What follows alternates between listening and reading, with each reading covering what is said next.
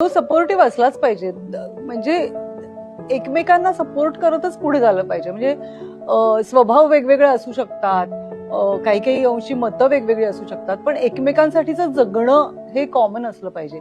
म्हणजे जसं मला त्याच्याबद्दल वाटतं तसं त्यालाही माझ्याबद्दल वाटून ते वाटणं राहिलं पाहिजे एकमेकांबद्दलचं. आणि तू म्हणालीस तसं होतंच, की आपण आपण आपल्या आयुष्याची म्हणजे आता 20-25 वर्ष, पण आधी 15 ते 20 वर्ष आपण आई बाबांबरोबर घालवलेली असतात. त्यामुळे बाबा हेच आपल्याला हाच आयडियल माणूस असं वाटत असतं आणि तो असतोच आपल्यासाठी.